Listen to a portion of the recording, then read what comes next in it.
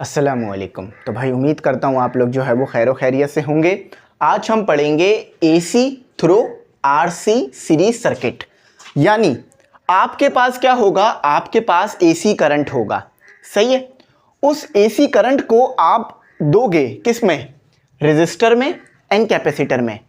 तो उस सिचुएशन में वोल्टेज की इक्वेशन क्या होगी ये पढ़ेंगे, करंट की इक्वेशन क्या होगी ये पढ़ेंगे, और रेजिस्टर की इक्वेशन क्या होगी ये पढ़ेंगे। ठीक है, तो याद रखना आरसी का मतलब क्या है, आर का मतलब है ऐसा सर्किट है जिसमें एक रेजिस्टर है, R stand for resistor, C stand for capacitor और AC stand for AC source. ठीक है, तो पूरा जो इसका नाम है उससे तमाम चीजें वाज़ेह हैं। अब ज़रा डिटेल में समझते हैं और कॉन्सेप्ट का फील लेते हैं।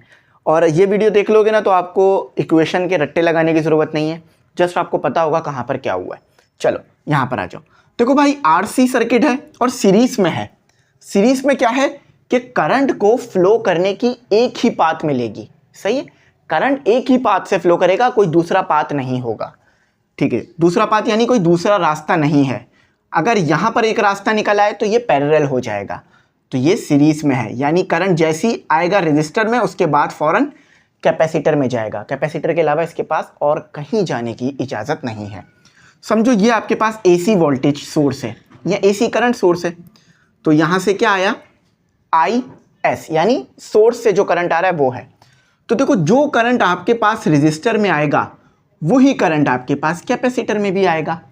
रजिस्टर के करंट को कह लेते हैं हम आई आर, और अपने पास जो कैपेसिटर में करंट आ रहा है इसे बोल लेते हैं आईसी। अब ऐसा क्यों है कि जो करंट कैपेसिटर में आया वही रजिस्टर में। हमें ये बात पता है कि जब सर्किट सीरीज में होता है तो करंट हर जगह पर सेम जाता है। क्या बात कही मैंने, जब आपके पास सर्किट सीरीज में है यानी देखो ना एक ही रास्ता है ना करंट के पास। पहले करंट यहाँ आया, फिर रजिस्टर में गया, फिर कैपेसिटर में आया, है ना। तो एक ही रास्ता है करंट के पास। तो इस सिचुएशन में करंट, जो करंट रजिस्टर में आ रहा होगा वही करंट कैपेसिटर में भी जा रहा होगा। फॉर एग्जाम्पल अगर रजिस्टर में करंट आ रहा है 1 एम्पियर का, तो फिर कैपेसिटर में भी जो करंट है वो 1 एम्पियर का आ रहा है। बात क्लियर हो गई। लेकिन हमें ये बात पता है कि सीरीज में वोल्टेज सेम नहीं होता, यानी जो वोल्टेज रजिस्टर पे आ रहा होगा वो वोल्टेज कैपेसिटर पे नहीं आ रहा होगा। कैपेसिटर का वोल्टेज अलग होगा, रजिस्टर का वोल्टेज अलग होगा। कंडीशन यहाँ पर लिख लो कि भाई सीरीज में आपके पास करंट जो है वो कैपेसिटर का और रजिस्टर का सेम होगा। ठीक है, ये बात यहाँ लिख लो ताकि ये बात याद रहे, सही है। और सीरीज में वोल्टेज जो है वो कैपेसिटर का और वोल्टेज जो है रजिस्टर का ये अलग अलग होंगे, नॉट इक्वल होंगे, सही है। अब इसी वोल्टेज को हमें कैलकुलेट करना है और इसी करंट को हमें कैलकुलेट करना है।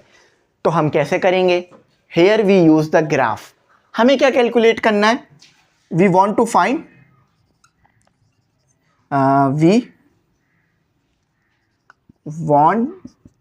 फाइंड हम क्या फाइंड करना चाहते हैं, नेट वोल्टेज। ठीक है, वोल्टेज पता करना चाहते हैं, नेट वोल्टेज पता करना चाहते हैं या नेट वोल्ट पता करना चाहते हैं, वोल्टेज सही रहेगा बल्कि। ठीक है, थोड़ा सा हम इसको इधर लिख लेते हैं, नेट वोल्टेज पता करना चाहते हैं। अब देखो करना क्या होगा, अब हम यहाँ पर यूज़ करेंगे एक ग्राफ को और ग्राफ की मदद से इसको जो है वो पता करेंगे। ठीक है, अब देखो ग्राफ कैसे बनेगा ये देखो। देखो आपके पास समझ लो ये वाई एक्सिस है और ये एक्स एक्सिस है। ठीक है, इसी में सारी बातें छुपी हुई हैं।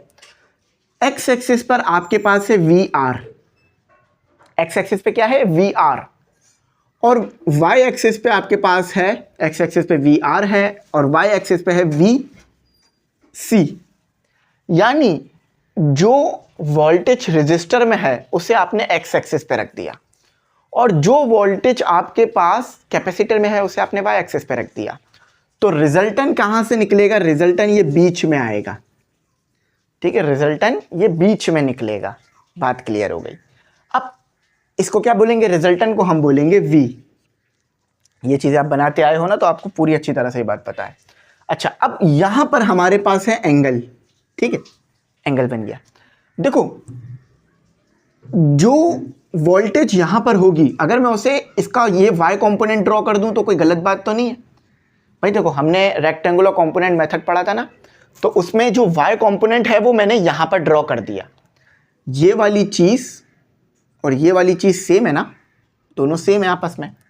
अच्छा, और x कंपोनेंट को मैंने यहाँ पर ड्रॉ कर दिया, तो ये क्या हो गया आपका VC, यानी जो वैल्यू यहाँ से लेकर यहाँ तक होगी वही वैल्यू यहाँ से लेकर यहाँ तक होगी।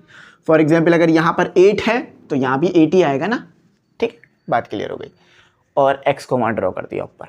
अब देखो एंगल के सामने वाली साइड जो होती है वो क्या होती है, परपेंडिकुलर, तो ये है परपेंडिकुलर P, और ये है हाइपोटेन्यूस, और ये है बेस। देखो एंगल को देखा करो, एंगल ये राइट एंगल ट्रायंगल है, सही है, याद रखना ये राइट एंगल ट्रायंगल है, 90 का एंगल आ रहा है एक, तो राइट एंगल ट्रायंगल। तो राइट एंगल ट्रायंगल में जो आप एंगल बनाते हो उसके सामने वाली साइड होती है परपेंडिकुलर, नीचे वाली होती है बेस, उसके बाद होती है आपके पास हाइपोटेन्यूस। अच्छा, अब हम यूज करेंगे Pythagoras theorem for finding voltage, क्योंकि हमें निकालनी है हाइपोटेन्यूस, तो हाइपोटेन्यूस निकालने के लिए पाइथागोरस थ्योरम सबसे बेस्ट है। तो ये डेरिवेशन चल रही है हमारी, ठीक है, यहाँ लिख लेना डेरिवेशन। हियर वी यूज, हम क्या यूज करेंगे, पाइथागोरस थ्योरम। अच्छा, अब थ्योरम बताओ मुझे क्या है पाइथागोरस, हाइपोटेन्यूस का square is equal to perpendicular का स्क्वायर या बेस का स्क्वायर, या ऐसे भी लिख सकते हो बेस का स्क्वायर, इसको ऐसे भी लिख सकते हो हाइपोटेन्यूस का स्क्वायर बेस का स्क्वायर प्लस परपेंडिकुलर का स्क्वायर, ठीक है। अब हाइपोटेन्यूस आपको पता है क्या है, हाइपोटेन्यूस हमारे पास है h का स्क्वायर। परपेंडिकुलर आपको पता है क्या है, परपेंडिकुलर है आपके पास, परपेंडिकुलर है आपके पास VC और प्लस रेजिस्टर पे वोल्टेज। अच्छा, इनका भी स्क्वायर हुआ है। अब मुझे क्या, कहीं पे मैंने ये कहा था कि मुझे जो है वो V का स्क्वायर चाहिए, नहीं, मैंने कहा था मुझे जस्ट V चाहिए, आई वॉन्ट V। देखो ना, मैंने यहाँ लिखा है we want to find net voltage not a square of voltage. तो क्या करूँगा मैं, स्क्वायर रूट लगा दूंगा, सिंपल सी बात है। तो स्क्वायर से square root cancel, V is equal to whole radical VC का स्क्वायर प्लस VR का स्क्वायर। अब आ जाते हैं ज़रा डायग्राम को स्टडी कर लेते हैं। तो here we have voltage equation, voltage equation किसके लिए, RC सर्किट के लिए, RC सीरीज सर्किट, याद रखना सीरीज है, RC सीरीज AC सर्किट। अच्छा, अब जरा ये देखते कि ये आई क्यों, ऐसे क्यों आई, इसको चेक कर लेते हैं। देखो आप लोगों को ये बात पता है ना, हमने ये बात पढ़ी है ना कि हमारे पास जो वोल्टेज होती है वो सम होती है, जो नेट वोल्टेज होती है वो हमारे पास सम होती है, किसका, जो R पे वोल्टेज है और जो C पे वोल्टेज है। तो इसी वजह से मैंने ग्राफ ड्रॉ किया, मैंने ये चेक किया कि रेजिस्टर की क्या वैल्यू आ रही है। एक्सपेरिमेंटली मैंने क्या किया, मैंने रेजिस्टर पे क्या वोल्टेज आ रही है इसकी वैल्यू को निकाला, फिर मेरे पास कैपेसिटर पे क्या वोल्टेज आ रही है मैंने इसको निकाला, फिर बीच में मैंने रिजल्टेंट ड्रॉ कर दिया जिससे मेरे पास वैल्यू आ गई, ठीक है। अब आप बोलोगे सर रिजल्टेंट कैसे, देखो ना, ये आपके पास हो गया, ये आपके पास हो गया, ये आपके पास एक कंपोनेंट हो गया, ये दूसरा कंपोनेंट हो गया, ये आपके पास x कंपोनेंट हो गया जिस पे VR है, ये आपके पास y कंपोनेंट हो गया जिस पे VC है। तो बीच में क्या आएगा, रिजल्टेंट, याद आ रहा है, ये हमने पढ़ा था कि ये एक आपके पास वेक्टर है, ये दूसरा वेक्टर है, दोनों को आपस में मिला दोगे तो रिजल्टेंट निकल आता है। तो यहाँ बिल्कुल वही चीज़ यूज़ करी गई है। अब जो ट्रायंगल है वो राइट एंगल ट्रायंगल बन गया था, इसलिए पाइथागोरस थ्योरम लगा लिया, कंफ्यूज नहीं होना। रेजिस्टर आ गया, सॉरी वोल्टेज आ गया, तो क्या अब हम को कोई परेशानी है कि हम करंट निकाल लें, करंट की इक्वेशन निकाल लें। अच्छा, करंट की इक्वेशन निकालते हैं। तो हमारे पास क्या था, ओम्स लॉ यूज़ करो यहाँ, ओम्स लॉ। ओम्स लॉ आपके पास क्या था, आपने कभी ऐसा पढ़ा है कि Ohm's law AC current, Ohm's law for DC current, नहीं, यानी ओम्स लॉ दोनों पे लगा सकते हैं।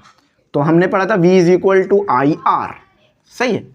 इसको ज़रा यहाँ पुट कर लो, तो I इज इक्वल टू, इधर एक मिनट, V की जगह क्या आ गया, V की जगह आ गया IR, और यहाँ क्या आ गया, देखो V का मतलब है नेट वोल्टेज, तो जस्ट V लिखा है, VC यानी जो कैपेसिटर पे करंट है, और कैपेसिटर के रेजिस्टर को हम क्या लिखते हैं, याद होगा, उसे हम कहते हैं कैपेसिटिव रिएक्टेंस, यहां लिख लेते हैं, ठीक है, कैपेसिटिव रिएक्टेंस, इसको हम कैसे डिफाइन करते हैं, एक्स सी से, सही है ना, याद है ना, कैपेसिटिव रिएक्टेंस हमने पीछे पढ़ रखा है।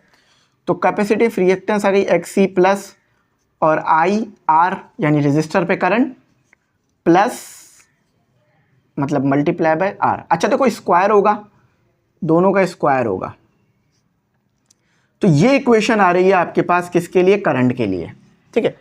आर को उधर ले जाना कोई मसले वाली बात नहीं है। अच्छा ये वाली जो रेजिस्टेंस है ये नेट है, याद रखना। अच्छा इसको कह लेते हैं, आर को कह लेते हैं हम जेड। अब जेड क्या होगी, इम्पिडेंस, क्या होगी, इम्पीडेंस, सॉरी इम्पिडेंस, TANC। अब ये इम्पिडेंस का क्या कॉन्सेप्ट आ गया, इससे पहले हमने इम्पिडेंस पढ़ी थी, आप लिख ला impedance, ME English centre video मिल जाएगी, फिर भी मैं बता देता हूँ इम्पिडेंस होती क्या है। देखो अगर किसी सर्किट में आपके पास रेजिस्टर है, कैपेसिटर है और साथ ही साथ उसमें इंडक्टर लगी हुई है, इन तीनों की रेजिस्टेंस मिलाकर जो नेट रेजिस्टेंस आएगी उसे हम बोलेंगे इम्पिडेंस। अब आप बोलोगे सर यहाँ पर तो हमारे पास इंडक्टर नहीं है, तो ठीक है इसको आप कह लो जस्ट Z, ये लो इसको जस्ट Z कह लो, ठीक है। तो Z से डिनोट कर लो ताकि वो अलग हो जाए, वरना तो आप बोलोगे सर यहाँ Z है वहाँ R है, तो एक जैसी बात नहीं हो गई। अच्छा बुक में ये चीज़ नहीं लिख के दी हुई है आपको उन्होंने, ठीक है। अच्छा अब Z की वैल्यू भी चाहिए मुझे, ये तो करंट के लिए आ गया, फॉर Z, फॉर रेजिस्टर, ये करंट के लिए आ गई है आपके पास इक्वेशन। अब रेजिस्टर भी चाहिए मुझे, तो रेजिस्टर के लिए इक्वेशन क्या बनेगी, जरा इसको देख लेते हैं। देखो I, ठीक है, Z इज इक्वल टू, अब एक काम करो, देखो यहां पर क्या है IC और यहां पर क्या है RC। हमने ये बात पढ़ रखी है कि IC RC दोनों सेम है, इनको जस्ट कह लेते हैं I। देखो दोनों सेम चीज है ना, जो वैल्यू करंट की यहां है वही वैल्यू करंट की यहां है, वही वैल्यू करंट की यहां है, सब सेम है, तो हम क्या कह लेते हैं, इसे I कह लेते हैं। I का स्क्वायर XC का स्क्वायर प्लस IR का स्क्वायर और R का स्क्वायर। देखो यहाँ भी I है, यहाँ भी I है, कॉमन निकालो ज़रा उसको, तो ये Z हो गया, ये आपका I का स्क्वायर हो गया, और XC का स्क्वायर प्लस R का स्क्वायर। I पे स्क्वायर है, स्क्वायर से स्क्वायर रूट कैंसिल होगा, तो I is equal to Z equal to I का स्क्वायर, I कॉमन निकल गया, स्क्वायर से स्क्वायर रूट कैंसिल हो गया, तो XC का स्क्वायर प्लस R का स्क्वायर, X से X कैंसिल हो गया, Z is equal to whole radical XC का स्क्वायर प्लस R का स्क्वायर, आंसर। देखो मैं डायरेक्ट भी कर सकता था, इतना सारा कुछ करने की मुझे ज़रूरत नहीं थी, लेकिन अगर डायरेक्ट करता तो आपको बात समझ नहीं आती कि सर आप क्या कर रहे हैं, ये कैसे निकाल लिया चीज़ों को आपने। तो मैंने एक एक चीज़ को आपके सामने खोल दिया, एक्सप्लेन कर दिया, अब आपको मुझे उम्मीद है कि मुश्किल नहीं होगी समझने में, ठीक है भाइयों। अब थोड़ा सा हम किताबी डेफिनेशन पढ़ लेते हैं, उसके बाद हमारा ये टॉपिक यहाँ पर आके कंप्लीट होगा। कंसीडर आ सर्किट, एक ऐसा सर्किट कंसीडर करो जिसमें कंटेनिंग, जो कि रखता हो रेजिस्टर एंड कैपेसिटर, और इन्हें कनेक्ट करना है हमने in series with an alternating voltage या अल्टरनेटिंग करंट देना है, सोर्स कह लो, एज शो इन फिगर में आप देख सकते हो। ड्यू टू सीरीज सर्किट, हमारे पास सर्किट सीरीज में है ना, तो इस वजह से करंट सेम होगा, तो जब भी आपके पास ये इक्वेशन निकल कर आई है। अब इसी तरह का कुछ काम हम करेंगे RL सर्किट के लिए। RL का मतलब क्या, जस्ट कैपेसिटर हटा दूंगा, उसकी जगह इंडक्टर लगा दूंगा, तो वो नेक्स्ट वीडियो में करेंगे, उसको ज़रूर देख लेना। यहीं तक रखते हैं, मुझे उम्मीद है आपको मेरी बात पूरी समझ में आई होगी। थैंक्स फॉर वॉचिंग, अल्लाह हाफिज़। कीमती दुआओं में बच्चों ज़रूर याद रखना।